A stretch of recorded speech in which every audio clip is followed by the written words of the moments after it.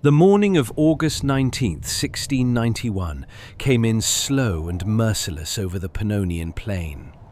The sun cleared the eastern hills before most men were ready for it, burning off whatever cool the night had left and settling into the ground like something permanent. Along the banks of the Danube, where the river ran brown and quiet past the foot of the ridge at Slankamen, two armies had been watching each other for days. Not fighting, just waiting, in the kind of heat that makes men quiet and careful and afraid in ways they don't talk about out loud. The Imperial army held the low ground between the river and the hills. 30,000 men, more or less, with 90 guns and a decade of hard campaigning behind them. On the slope above them, behind freshly dug trenches, 50,000 Ottoman soldiers looked down at an army they had already surrounded. The escape road was cut. The supply wagons were burning somewhere behind the Imperial lines, sending black smoke up into a sky with no clouds and no wind to carry it away. Everything that happened next, the charges, the broken flank, the single bullet that unravelled 50,000 men, was already in motion before the first gun fired. Stay with me, because this one is worth understanding. The sun came up hard on August 19th, 1691. By the time it cleared the hills east of the Danube, it was already brutal, the kind of August heat that settles into the ground and doesn't leave. No clouds, no wind, just the flat white sky over the Pannonian plain and the brown river sliding past the foot of the ridge at Slankamen, maybe 40 miles north of Belgrade. Two armies had been watching each other for days, not skirmishing, not probing, just watching in the heat, while men got sick and supplies ran low and the situation got worse by the hour. The Imperial army of the Holy Roman Empire held a position between the Danube on their left and the forested slopes of Fruška Gora on their right. They numbered about 30,000 men, maybe 33,000 if you count the Serbian militia, who knew this terrain better than anyone. 20,000 of them were professional regulars, German and Austrian infantry regiments that had been campaigning in the Balkans for the better part of a decade. They had 90 field guns. They had a commander who was 36 years old and had been fighting the Ottomans since he was a young officer at the walls of Vienna. On the hills to the south of them, behind them, dug in behind freshly cut trenches on a slope called Kosovac Hill, was the Ottoman army. 50,000 effective soldiers, the remnant of a force that had started the campaign closer to 120,000. Heat, disease, and the brutal logistics of marching a massive army across an empty plain in midsummer had eaten the rest. 50,000 was what was left, and it was still nearly double what Ludwig Wilhelm of Baden had under his command. And the Imperial supply wagons were burning. The Ottoman army had already swept through the Imperial supply train. About 800 wagons, reduced to smoking wreckage on the plain. The road south to Petrovarad, which was the Imperial line of retreat, was cut. The Danube, which was supposed to anchor the Imperial left flank, was now the only thing stopping them from being completely surrounded. And it wasn't exactly an escape route. The Ottoman river flotilla had driven off the Imperial supply boats the previous day. The army that had fought its way from Vienna to this hillside over 8 years was now encircled, hungry, and running low on options. This was supposed to be the moment the Ottoman Empire took everything back. 8 years of Christian victories. Vienna in 1683, Buda in 1686, the Second Mohacs in 1687, Belgrade in 1688. All of it potentially reversed in a single afternoon if the Imperial army broke here. Hungary, Transylvania, Croatia, Slavonia, the territory that generations of Habsburg emperors had tried and failed to hold. all of it back within Ottoman reach. The civilizational balance of Central Europe, which had been tipping steadily westward since the relief of Vienna, could tip back. One battle, one afternoon. One decision by a man standing on a hill with 50,000 soldiers at his back. What happened at Slankamen on this August morning would determine who controlled Central Europe for the next 3 centuries. To understand why this battle mattered so much, you need to go back 8 years. And to understand those 8 years, you need to understand what the Ottoman Empire actually was in 1683. Because it wasn't a declining power. Not yet. Not quite. In the summer of 1683, the Ottoman Empire sent somewhere between 140,000 and 200,000 soldiers to besiege Vienna. This was not a raid. This was not a border skirmish. This was the full weight of the most powerful military institution in the Mediterranean world, directed at the Habsburg capital, with the explicit intention of breaking Christian Europe's most important defensive bastion and opening the road to Western conquest. The Grand Vizier commanding the Ottoman force was Kara Mustafa Pasha, and he genuinely believed he would take Vienna. Most people who looked at the numbers believed him. He didn't take it. John III Sobieski of Poland led a relief army down from the Kahlenberg Heights on September 12, 1683, and the Ottoman army, which had been conducting a siege, not prepared for a field battle, broke and ran. It was one of the most consequential military reversals in European history. And what followed was something the Ottomans had not experienced in living memory. Not a treaty, not a defensive line, but a sustained offensive counterpush that just kept going. The Holy League that Pope Innocent XI assembled in 1684 brought together the Holy Roman Empire under Emperor Leopold I, the Polish-Lithuanian Commonwealth, and Venice, with Russia joining in 1686. For the first time in well over a century, these powers were not fighting each other and the Ottomans simultaneously. They were coordinated. Not perfectly, not efficiently, but coordinated enough. The results were stunning. In 1686, Charles of Lorraine stormed Buda, a city that had been under Ottoman control since 1541, 145 years. In 1687, at the Second Battle of Mohacs, the Ottomans were crushed in the same region where they had destroyed the medieval Kingdom of Hungary in 1526.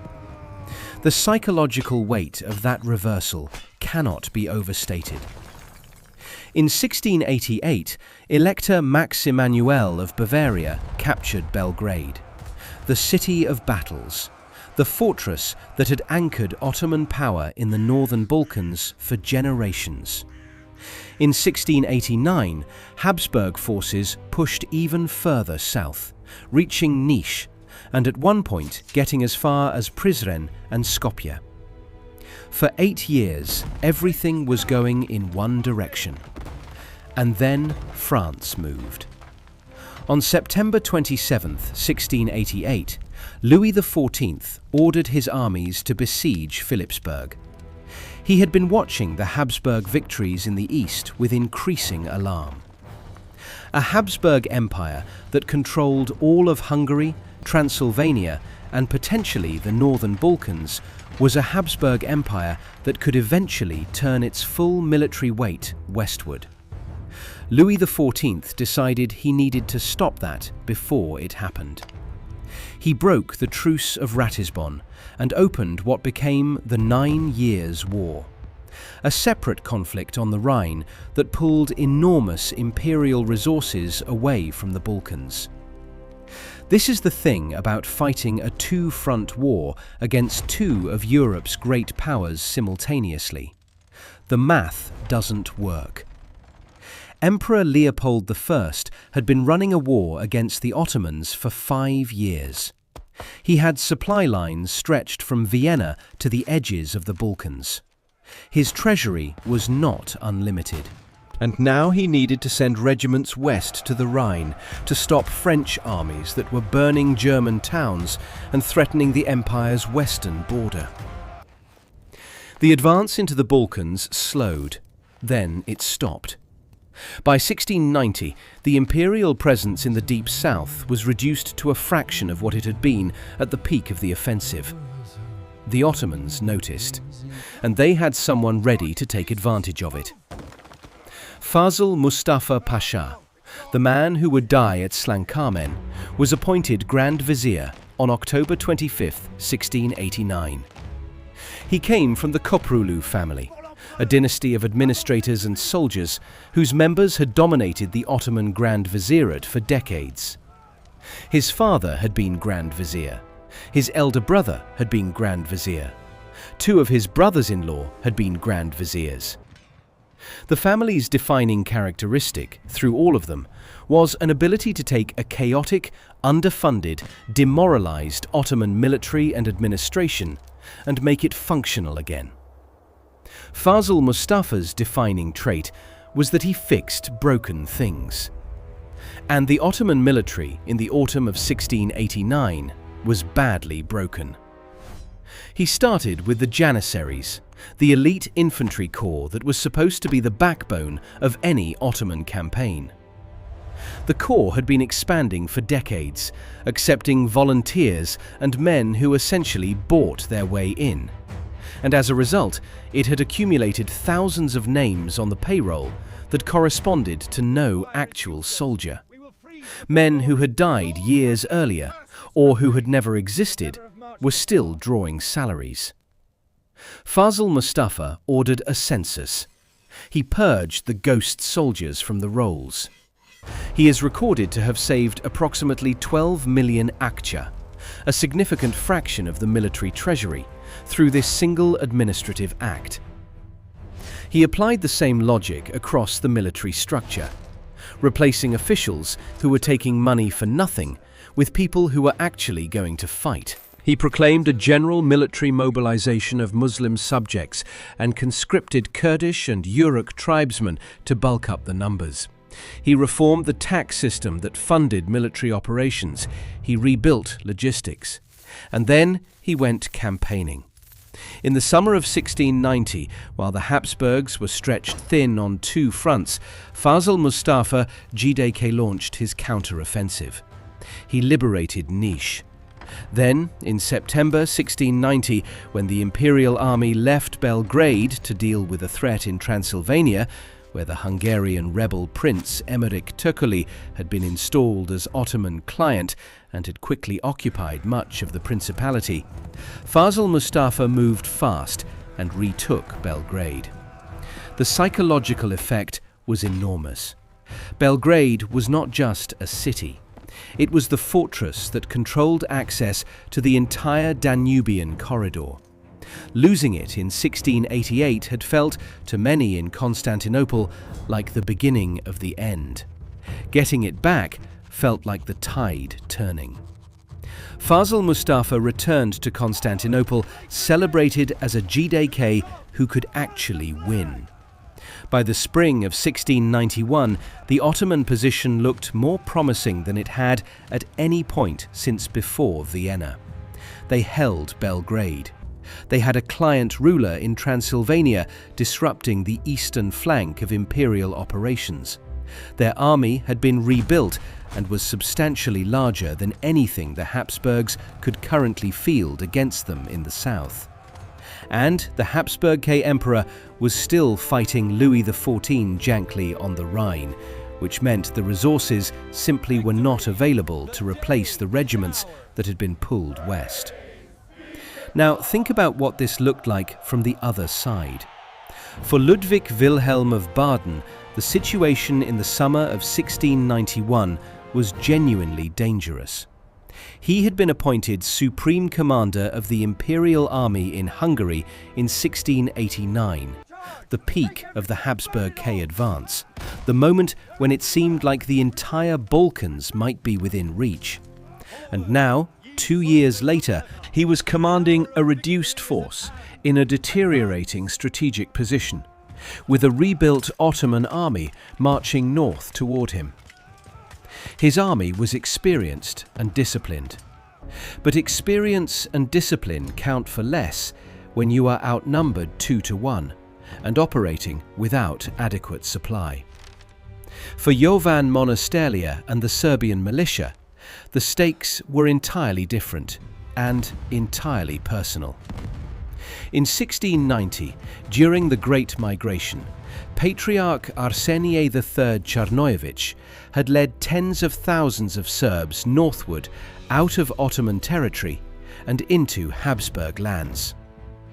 These people had made a bet that the Habsburgs would win, that the Ottoman control of the Balkans was finished, and that siding with the emperor was the right choice. Monasteria's 10,000 irregulars fighting at Slankamen were not fighting for an abstract cause. They were fighting for the validity of that bet.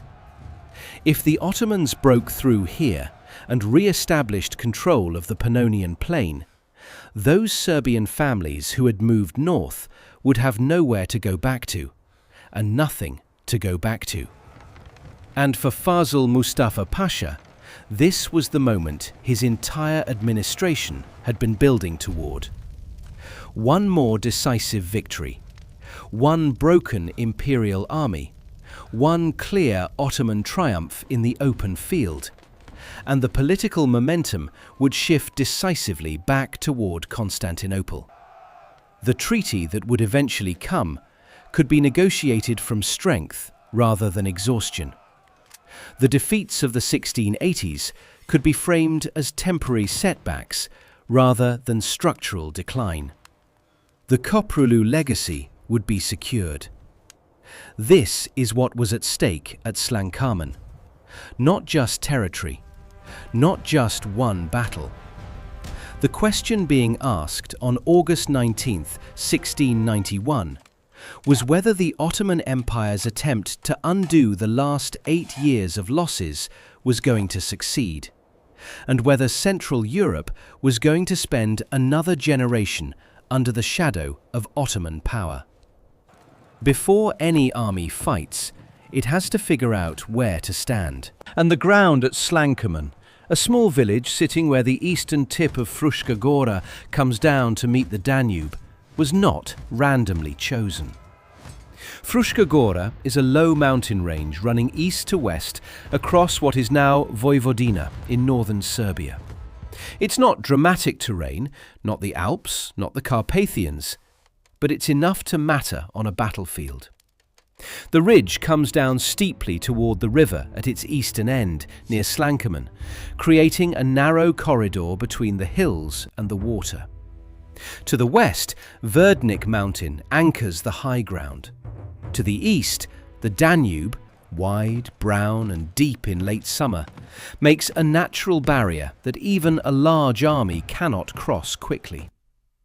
South of Slankamen, behind what would become the Imperial position, Kosovats Hill rises from the plain before dropping back down toward the open flatlands that stretched to Zemun and Belgrade. Ludwig Wilhelm understood this terrain. He had been manoeuvring through the Danube basin for years. When he chose to withdraw from the initial confrontation area near Zemun, slowly, deliberately, in a way calculated to draw Ottoman pursuit, he was not retreating out of weakness. He was pulling the Ottoman army toward a position where their numbers would matter less. In the open plain near Zemun, a force of 50,000 cavalry-heavy Ottoman soldiers could maneuver freely, could swing around flanks, could use their speed to encircle and pick apart a smaller Imperial force. But squeezed into the corridor at Slankamen, with the river on one side and the hills on the other, all of that numerical advantage gets compressed into a narrower front. You can't outflank what's already flanked by geography. Ludwig Wilhelm's initial deployment between the Danube and Verdnik Mountain was specifically designed to prevent the kind of wide envelopment that Ottoman cavalry tactics relied on. The problem that nobody fully solved before August 18th, was Kosovat's hill. Kosovac sits behind the position at Slankamen, south of the Imperial deployment, rising far enough above the surrounding plain to give artillery a commanding view of the approach roads. If you hold Kosovac, you can fire down into any army trying to retreat south. You can cut the road to Petervarat, which was Ludwig Wilhelm's main supply and communication line. You can, in effect, lock an army in place by threatening its only exit. Ludwig Wilhelm knew this. He deployed there, expecting the Ottomans to either attack his front directly or sit and wait. What he did not fully account for was the night march. Now let's look at the armies themselves, because the composition of these forces tells you a great deal about why the battle went the way it did. The Imperial army at Slankamen was built around two core elements. The first was the professional German and Austrian infantry, organized in linear battalions, trained in the volley fire tactics that had been developing across European armies for the better part of the century. These men carried flintlock and matchlock muskets, and they fought in tight formation, firing in coordinated ranks. The principle was simple and brutally effective. Keep the formation disciplined, keep loading and firing in sequence, and a relatively small force can generate enough sustained firepower to stop a cavalry charge that would have broken almost any earlier type of infantry. These were not raw conscripts. Many of these units had been campaigning in the Balkans since the mid-1680s. They had been at the siege of Buda, at Mohacs, at Belgrade. They knew how to fight in this theatre, against this enemy, in this terrain. The second core element was the 90 field guns, a significant artillery park for a force of this size. Habsburg artillery by this period was mobile enough to deploy quickly and accurate enough to be genuinely decisive in the open field. At Slankamen, those 90 guns would be fighting uphill against Ottoman positions on Kosovats, which was not ideal. But they had the advantage of a flat, stable firing platform on the valley floor versus Ottoman guns positioned on slopes and operating against the natural difficulties of hillside deployment. And then there was Jovan Monasteria's Serbian militia. 10,000 men who were fighting on their own ground, in their own region, with everything personal on the line. They knew every path through Fruška Gora. They knew the river crossings. They knew where the Ottoman supply routes ran. In a battle where local knowledge mattered, that was not an insignificant advantage. The Ottoman army was built on a very different structure. Its backbone was the Sipahi cavalry, both the elite household units, the Kapakulu Sipahi, and the provincial Timar Sipahi, the feudal cavalry that held land grants from the Sultan in exchange for military service. Ottoman battlefield doctrine, broadly speaking, was built around using this mass of cavalry, often operating in coordinated wings, to envelop an enemy position, to threaten multiple points simultaneously, to create confusion and then exploit it. The janissaries, the elite infantry, would typically engage the centre or defend fixed positions, while the cavalry worked the flanks. It was a system that had won battles from Mohacs to Baghdad, and when it worked decisively. But at Slankamen in August 1691, two things were wrong with this picture. The first was the Tatars. The Crimean Tatar contingent, the fast, mobile, hard-hitting light cavalry force that served as the Ottoman army's primary flanking and screening element, had not arrived. They were still travelling south when the battle began. This was not a minor absence. The Tatars were not just additional numbers. They were the element of the Ottoman force specifically designed to extend operational reach, to execute the wide flanking movements that the heavier Sipahi cavalry couldn't do alone. Without them, Ottoman cavalry options were compressed exactly when the terrain was already compressing them. The second problem was a quieter one: the quality gradient across the Ottoman force. Fazıl Mustafa had mobilized a very large army very quickly. The Janissary Corps, in particular, had been expanding and diluting for decades. The strict recruitment standards of earlier centuries had given way to volunteers and men who had essentially purchased their membership. There were still experienced soldiers in the Ottoman force, but there were also a lot of men who had never fought a major pitched battle.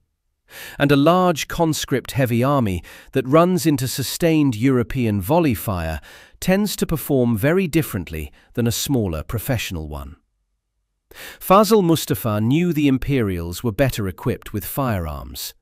His reformed military program had tried to compensate by sheer numbers. But numbers that cannot coordinate effectively are not the same as numbers that can. And without the Tatars, coordination was already compromised before the first shot was fired. The Ottoman camp, in the days before August 19th, was apparently not short of strategic advice. There were French military officers present, advisors who had been attached to the Ottoman army and who understood European-style operations. It was these officers, along with Prince Tokoly, who made the recommendation that would shape the entire battle. Don't attack the Imperial front. Go around. The night of August 17th into August 18th is the critical moment that almost nobody outside dedicated historians of this period knows about. While the Imperial army slept in their position at Slankamen, Fazıl Mustafa moved his entire army, or a substantial portion of it, in darkness, swinging around the Imperial position and ascending Kosovac Hill from the south. By the time dawn came on August 18th, the Ottoman army was no longer in front of Ludwig Wilhelm. It was behind him. Fresh trenches had been cut across the road to Petervarad. Ottoman guns were now positioned above the Imperial camp, rather than in front of it. And the Ottoman river flotilla, coordinating the move, drove the Imperial supply boats off the Danube that same day. 800 Imperial supply wagons sat in the open, exposed. The encirclement was complete. In the Imperial camp on the morning of August 18th, the realization of what had happened settled in with the heat. Ludwig Wilhelm was encircled. His supply line was cut. His escape route was blocked. The army he commanded, veterans with 90 guns and a decade of campaign experience, was sitting in what had become a trap. He had perhaps 24 hours, maybe less, before the strategic situation became irretrievable. He had two choices: wait and let heat, disease and hunger finish the army without a battle being fought, or attack. Attack the Ottoman position on the hill behind him, try to break the encirclement, and force the kind of engagement where European infantry and artillery could do what they were built to do. There was really only one choice. The night of August 18th to 19th, the Imperial army prepared. Officers moved through the camps. Artillery pieces were repositioned to face Kosovac. Infantry commanders received their orders: assault the trenches on the hill. Cavalry was assigned to the flanks, not to stop the Ottoman cavalry, but to get around it, to turn the encirclement back on the encirclers once the Ottoman line began to bend. In the Ottoman camp on Kosovac Hill that same night, Fazıl Mustafa Pasha organized his defense. He personally took command of the Janissary infantry holding the trenches, the fixed defensive line that stretched across the approach road. He assigned the cavalry to two subordinates: Tokoly, commanding part of the mounted force, and Saraska Ibrahim Pasha commanding the remainder. The plan was straightforward enough. Hold the high ground with infantry in prepared trenches. Use the cavalry to respond to any Imperial breakout attempt, and let the superior numbers tell. It was a sound plan, if it worked. Dawn came again on August 19th. The heat returned with it. The soldiers on both sides who had been awake through the night moved into their positions. The Imperial army, encircled, turned to face the hill. There is a particular quality to the silence before a battle that veterans describe and survivors never forget. It is not actually silence. There are too many men, too many animals, too much equipment for anything to be genuinely quiet. But there is a moment when the ordinary sounds of a military camp, the shouted orders, the clanking metal, the movement of horses and supply carts, stop being general noise and start being specific, purposeful sounds. Ammunition being checked. Formations being dressed. Officers repeating orders one more time to sergeants who will repeat them to the men. On Kosovac Hill, the Janissary infantry stood in their trenches. They had dug those trenches in darkness, and they were good trenches. Not the elaborate earthworks of a long siege, but solid enough to give protection against the first waves of fire and to slow any infantry assault trying to come up the slope. The Ottoman cavalry was positioned behind the hill and to the flanks, waiting for the order to move. Fazıl Mustafa Pasha was somewhere in the Ottoman command position, able to see the Imperial camp below and the Danube glittering in the morning sun beyond it. Below the hill, on the valley floor, the Imperial infantry formed their lines. The German and Austrian battalions dressed their ranks with the practiced efficiency of men who had done this many times before in many places. Musketeers in their rows, the formations that could, when they held together and kept firing, generate enough lead in a short enough time to break anything that came at them across open ground. The 90 field guns were repositioned during the night, swung to face Kosovac, their crews making the small technical adjustments that would matter when the firing started.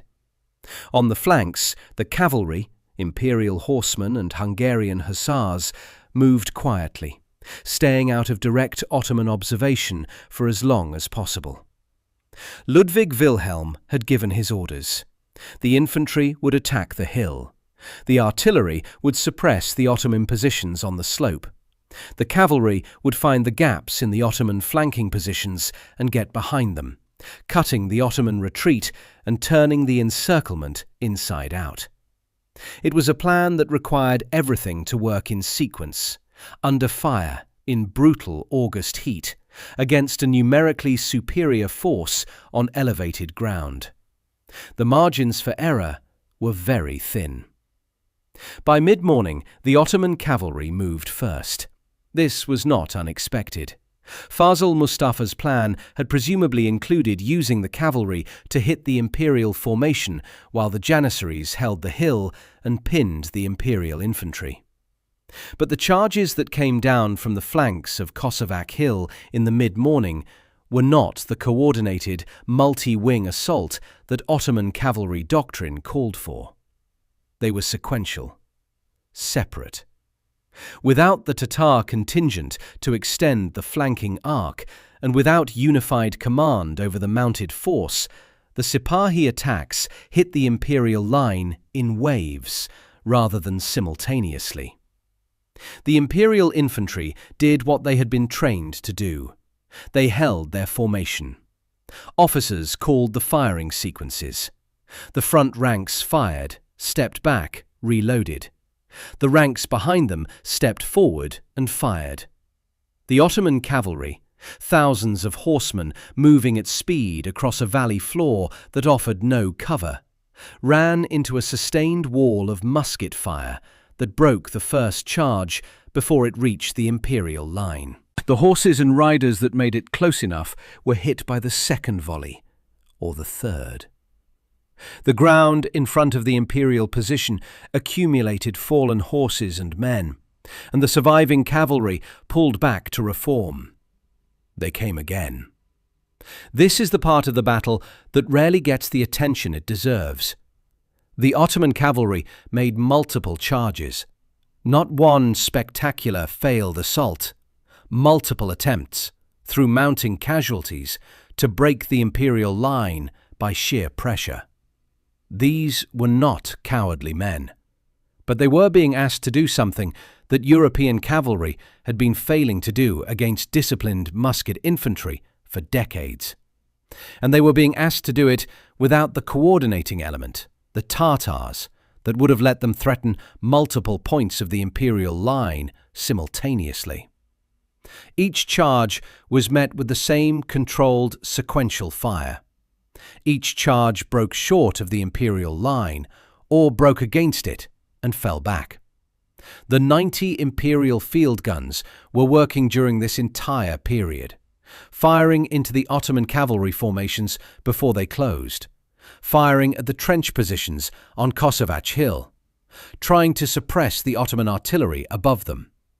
Ottoman guns replied from the hill. An artillery duel conducted on an asymmetric plane. Imperial guns on flat ground shooting uphill. Ottoman guns on elevated positions shooting down.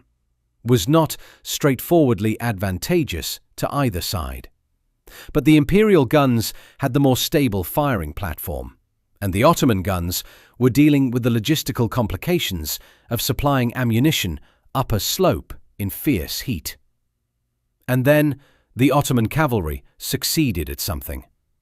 The supply wagons, 800 of them, sitting exposed in the plain, had not been evacuated in time. Ottoman riders swept into the supply train and burned it. The fire went up fast because August is dry and the wagons were loaded with everything an army in the field needs. From the Imperial lines, men could see the smoke rising. The immediate practical effect was bad enough. Those supplies were gone. The psychological effect was in some ways worse. The men in the Imperial line could see what was happening behind them. They were encircled. Their supplies were burning. They were still holding the cavalry charges, but the situation was deteriorating. Hours passed. Ludwig Wilhelm made his decision sometime around midday. He could not wait. Every hour that passed with the army in this position was an hour of attrition. Heat casualties, men quietly slipping out of formation, the psychological pressure of encirclement doing what encirclement is designed to do. The cavalry charges had not broken the Imperial line, but they had used up men and ammunition and time. The moment to move was now, before the Ottoman cavalry had rested enough to come again in force. The order went out. The Imperial infantry would assault Kosovac Hill. Think about what this meant practically. The Imperial infantry, already worn down by a morning of cavalry attacks and artillery fire, operating in heat that contemporary sources described as nearly unbearable, was now ordered to march uphill toward prepared trenches held by Janissary infantry. The slope of Kosovac is not a cliff, but it is enough of a gradient to slow a formation and break up the neat lines that volley fire depends on. Coming up that slope, the Imperial battalions would be in the Janissary's sights the entire time. The Ottoman muskets in the trenches would have a clear field of fire. They went anyway. The assault on the hill was not a single clean charge. It was a grinding, step-by-step advance under fire, with the Imperial battalions pushing toward the trench line while taking casualties all the way up. The Janissaries in the trenches, whatever their decline in quality over the previous decades, They were still capable soldiers defending an elevated, prepared position, fired down into the advancing Imperial formations. Officers fell, men fell, the formations contracted and kept moving. The artillery duel intensified as the Imperial infantry closed on the hill. Ottoman guns trying to stop the advance, Imperial guns trying to suppress the Janissary positions. The sound would have been continuous, overlapping, the kind of noise that makes individual commands impossible to hear, and forces men to watch for hand signals and the movements of the men around them. By midday, the fighting on the hill was brutal and close. The Imperial infantry had closed to the trench line in several places. Musket fire at ranges where you could see the man you were shooting at. The smoke from both sides' weapons hanging in the still air, mixing with the dust and the heat haze, cutting visibility to a few dozen yards in the worst of it. And on the flanks, the Imperial cavalry was moving. This is the part of the battle that Ludwig Wilhelm had spent the most time thinking about. Not the frontal assault on the hill, which was essentially a holding action, but the flanking movement that would turn the battle.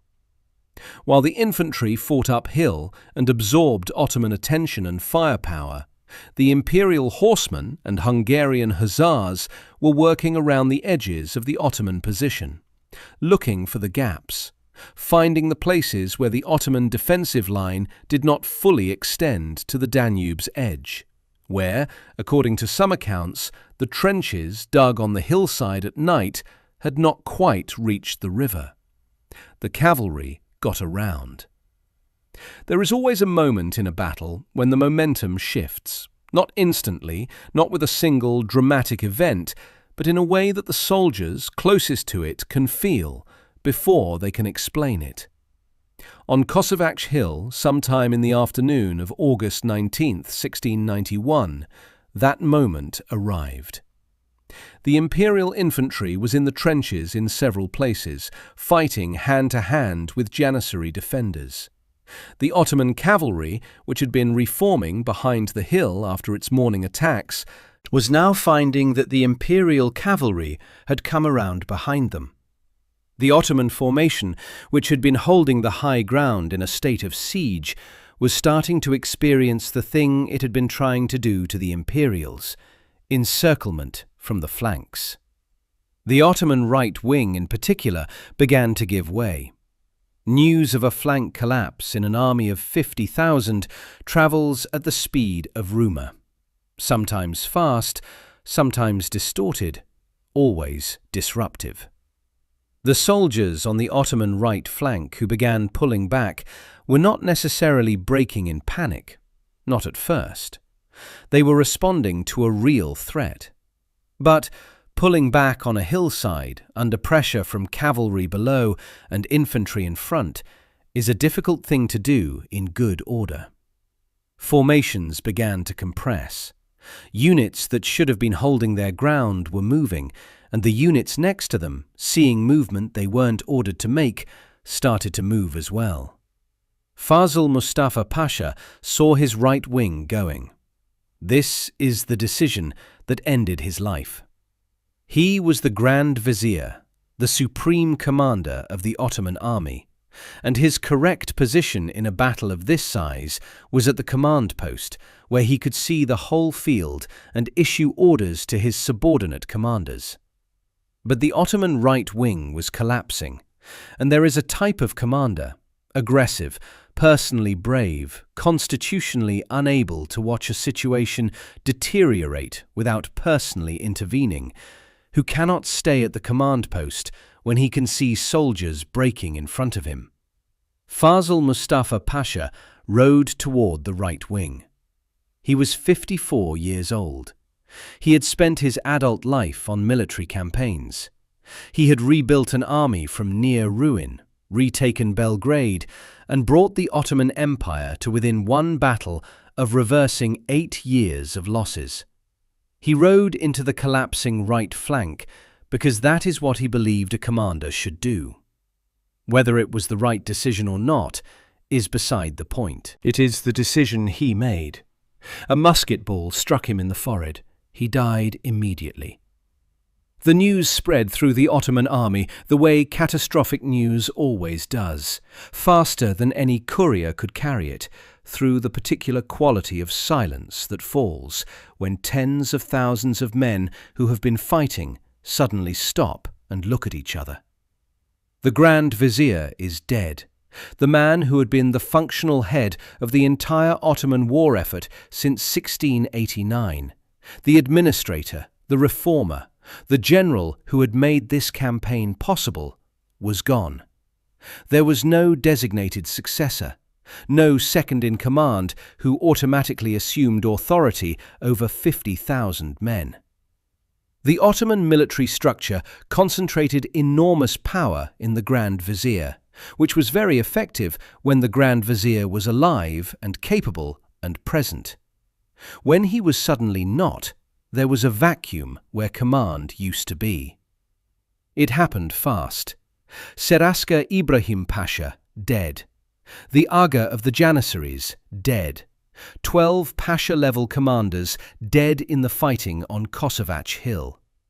The men who might have stepped into Fazıl Mustafa's role were either already casualties or too far from the center of the collapse to assert authority over units they had never commanded. The Ottoman army did not retreat, it ran. Units that had been holding their positions an hour earlier lost cohesion within minutes of the news spreading. The Janissaries in the trenches, who had been doing their job, holding the hill against the Imperial assault, suddenly found that the Ottoman cavalry behind them was no longer covering their withdrawal routes. The cavalry that had been on the flanks was already in motion, moving away from the advancing Imperial horsemen. Without clear orders and without the social glue of visible command authority, men made the calculation that any soldier makes when his formation breaks around him. The battle is over, and staying means dying. They moved toward the only exit left to them, the Danube. The river that had anchored the Imperial left flank all morning was now the wall against which the retreating Ottoman army was being pressed. Imperial cavalry had cut the road south. Monastelia's Serbian militia, who knew every path through Fruška Gora, were moving to block the northern exits. The Ottoman soldiers who had been on Kosovac's hill, who had held prepared trenches and outnumbered their attackers 2-1 for most of the day, were being pushed down toward the water, with nowhere to go. The Janissaries, the elite corps, the descendants of the soldiers who had broken armies across 3 continents, were being pressed into the Danube by the force of the Imperial pursuit. The fighting continued into the evening. There is a phrase that appears in the Hungarian sources covering this battle. The pursuit did not stop until the darkness stopped it. Ludwig Wilhelm's cavalry, the hussars, the Imperial horsemen, they followed the breaking Ottoman formation down to the river and along it, pressing the retreat, making the disorder permanent, ensuring that what had started as a rout did not have time to stabilize into a withdrawal. The goal was not just to win the battle. It was to make certain that the Ottoman army could not reform south of here and try again in the same campaign season. On the hill, among the abandoned trenches, lay the body of Fazıl Mustafa Pasha. Around him, scattered across the slope of Kosovac and the valley floor below it, lay the Ottoman army's equipment. Everything that a running army leaves behind when it stops being an army and becomes a mass of frightened men trying to reach safety. 158 artillery pieces. The entire Ottoman war chest, the financial reserves of an army of 50,000 men, the money that paid salaries and bought supplies and kept the whole military enterprise functioning. The baggage train, the supply stores that had survived the march up from Belgrade. All of it, left behind on the hill above Slankamen. Emmerich Türkeli escaped. He had been commanding part of the Ottoman cavalry during the battle, and when the rout came, he rode hard and did not stop. His ambitions for Transylvania, backed by Ottoman power and Ottoman money and Ottoman soldiers, were finished on this afternoon. He would spend the rest of his life in Ottoman exile, a reminder of what the empire had promised and could no longer deliver. The firing died with the light. On the plain below Kosovac, the Imperial army stopped and held its position in the summer dark. They had broken an encirclement, assaulted a fortified hill, and destroyed the better part of an Ottoman army that had outnumbered them nearly 2-1. They had lost somewhere between 7,000 and 8,000 men, killed and wounded, which was, by any measure, a catastrophic number. Nearly a quarter of the force that had started the day. But they were alive, and they were standing, and the Ottoman army was not. When the sun came up on August 20th, 1691, the battlefield at Slankamen looked like what it was, the site of one of the largest and most brutal military engagements of the 17th century. Kosovac Hill was covered in dead. The trenches that Fazıl Mustafa's army had cut in darkness 2 nights before were still there. But the men who had held them were gone, fled south, or dead where they had fought. Down the slope and across the valley floor, the evidence of the Ottoman army's disintegration was everywhere. 158 cannon, too heavy and too numerous to move quickly, sat abandoned at their positions. The supply wagons that hadn't burned, the ones the Ottomans had captured and hadn't had time to destroy, were scattered across the plain. And at the water's edge, where the Danube ran past the foot of the ridge, the river had taken its share. Contemporary accounts put the Ottoman dead at approximately 20,000. Some sources run higher. The Imperial dead and wounded totaled somewhere between 7,000 and 8,000. The numbers vary somewhat by source, but the general magnitude does not. Together, that means roughly 27,000 men died or were seriously wounded in a single day's fighting in a valley 40 miles from Belgrade. Contemporaries called it the bloodiest battle of the century. That was not an exaggeration. Ludwig Wilhelm of Baden was alive. Wounded, accounts suggest he was hurt during the battle, but alive and in command.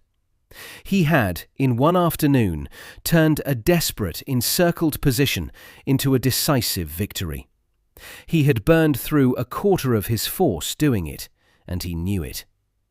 The men he had left by the end of August 19th were exhausted, still suffering from heat and disease, and had just expended enormous quantities of ammunition and energy. He made the decision not to pursue the Ottoman remnants toward Belgrade. The road south was open, the Ottoman army was broken, but the Imperial army, in its current state, could not sustain a siege campaign. Instead, he marched north to besiege Najvarad, modern Oradea in Romania, a more attainable objective with the forces he had left. By the end of 1691, the Imperial army had fallen to approximately 14,000 effective soldiers. A force that had started the campaign at over 30,000 was down to less than half of that, and this was after the victory. War is expensive even when you win. On August 27, 1691, 8 days after the battle, Emperor Leopold I sent his response from Vienna. He awarded Ludwig Wilhelm the rank of Generalleutnant of the Imperial Army, the supreme military title of the Holy Roman Empire. It had been granted only 5 times in the entire 17th century. Ludwig Wilhelm was 36 years old. He would carry the title and the reputation it represented for the rest of his life. He was already called Turken Louis, Turkish Louis, and after Slankamen, that name would follow him across every subsequent campaign he fought, against France as well as against the Ottomans. Fazıl Mustafa Pasha's body was recovered from Kosovac Hill. He was 54. He was buried with the honours appropriate to a Grand Vizier who had died on campaign, which, for the Ottomans, was not without precedent, though the circumstances of his death were a particular kind of loss. This was not a Grand Vizier who had survived a defeat and returned in disgrace. He was the administrator who had rebuilt the Ottoman military after the catastrophe of 1683, who had reversed the momentum of the entire war in 1690, and who had come within one bullet's distance of winning the battle that might have changed everything. The Köprülü family had given the Ottoman Empire 5 Grand Viziers. After Fazıl Mustafa, the dynasty would continue.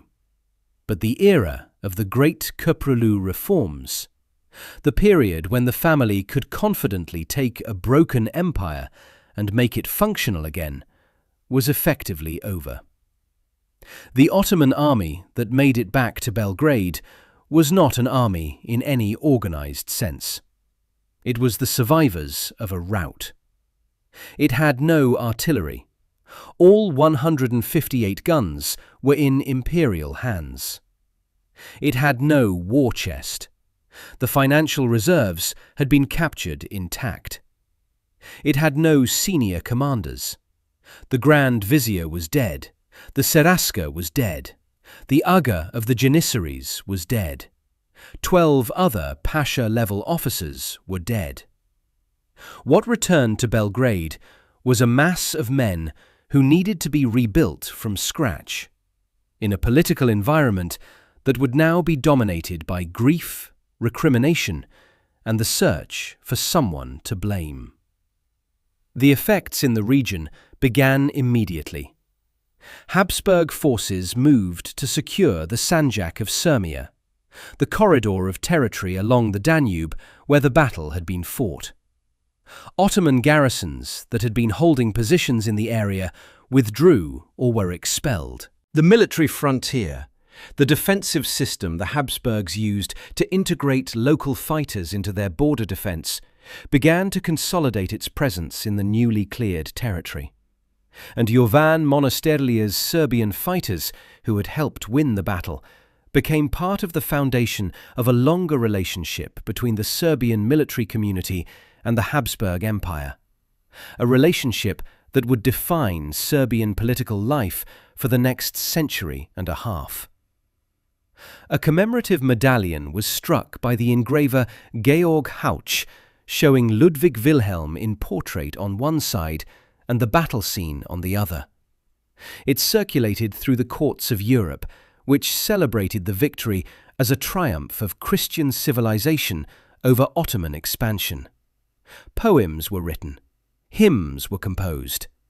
The victory at Slankamen entered the canon of European military triumphs alongside Vienna, Buda, and Mohacs. The litany that educated Europeans of the late 17th century could recite as evidence that the Ottoman threat had been, finally and definitively, contained.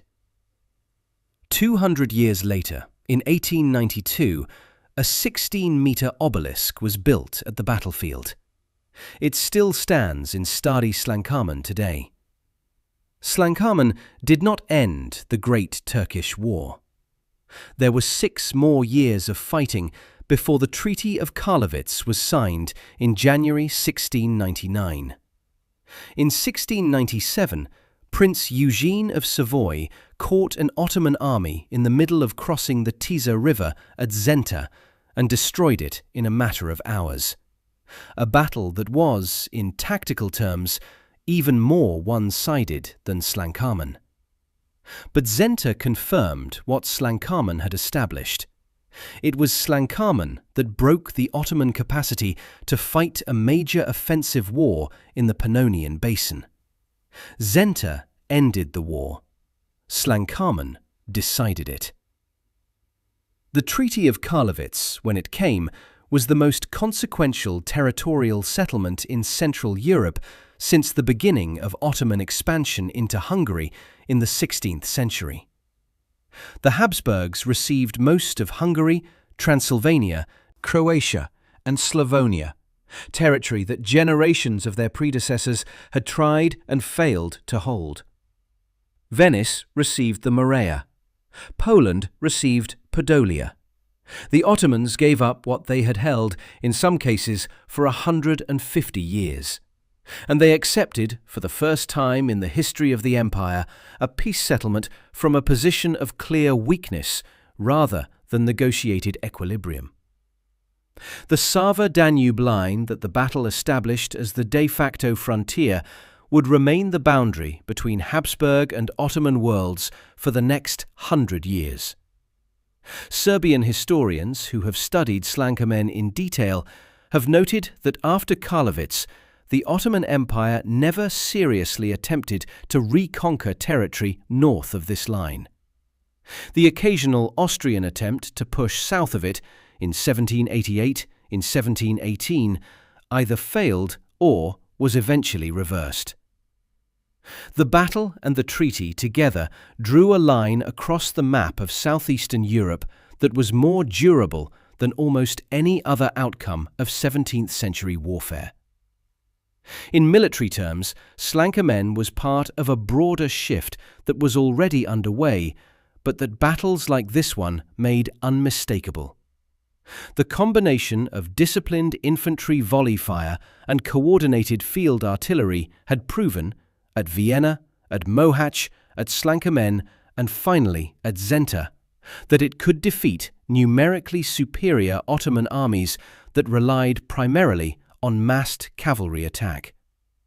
The Janissaries, who had once been described as perhaps the first standing infantry force equipped with firearms in the world, had been outpaced. The military reforms that Fazıl Mustafa had implemented, increasing numbers, streamlining administration, addressed some of the Ottoman Empire's weaknesses, but not the fundamental technological and organizational gap that was opening between European and Ottoman armies. That gap would only widen in the decades and centuries that followed. The death of Fazıl Mustafa Pasha at Slankamen points to something about the fragility of centralized command structures that remains relevant far beyond the 17th century. The Ottoman defeat was not purely about tactics or numbers or the absence of the Tatar cavalry. It was about what happens when an army's entire command architecture depends on one man being alive and functional. When Fazıl Mustafa rode toward his collapsing right wing and was killed, there was no mechanism for seamlessly passing authority to someone else. The army did not slow down. It stopped being an army. Ludwig Wilhelm's force had no such problem. His chain of command held when it needed to. His subordinate officers knew what the plan was, knew what was expected of them, and could continue executing it without requiring his constant personal intervention. That organizational resilience, the capacity of a military force to continue functioning when its senior commanders are casualties, is one of the things that separates a professional army from a mass mobilization force. And at Slankamen, that difference was decisive. Centuries later, the village of Stari Slankamen sits quiet on the Danube. The Löss cliffs above the river are a geological heritage site. Ancient sediment laid down over hundreds of thousands of years, undisturbed in a way that makes them scientifically valuable. There are vineyards on the slopes of Fruška Gora, the same ridge that anchored Ludwig Wilhelm's right flank on the morning of August 19th. The Danube still runs past the foot of the hill where the Ottoman army broke. The terrain has not changed in any meaningful way. You can still see, if you know what to look for, why a general in 1691 chose to make his stand here. The obelisk, built in 1892, stands near the place where the Ottoman trenches once crossed Kosovac Hill. It has stood through 2 world wars, through the political upheavals of the 20th century, through the fragmentation of Yugoslavia and the emergence of modern Serbia. It is not a particularly famous monument. Most people who live nearby have a general sense of what it commemorates without knowing the specifics. On this ground, where 27,000 men died in a single August afternoon, 2 empires reached the limit of what they could take from each other, and the line they drew here with blood became the map of Europe for the next 300 years. And so the story closes there, on a quiet hillside above the Danube, where the grass has long since grown back over everything that happened. But if you're still here right now, I want you to know something. The fact that you stayed, through the whole thing, through the heat and the smoke and the hill and that one bullet, that tells me something about you. Something was pulling at you. Maybe it wasn't just the battle, because here's what Slankamen actually teaches if you let it sit for a moment. The Ottoman army didn't collapse because it was weak. It collapsed because everything depended on one man, and when that man was gone, there was nothing holding the structure together. The philosopher Seneca said it plainly centuries ago. He who depends on himself will never lack for strength. A life built around one person, one outcome, one fragile thread, breaks the same way that army broke, suddenly and completely. Build your foundations wider than that. Build your people. Build your systems. Build yourself. If this story moved something in you today, share it with someone who needs to hear it. Like the video, subscribe to the channel, and we'll see you in the next one.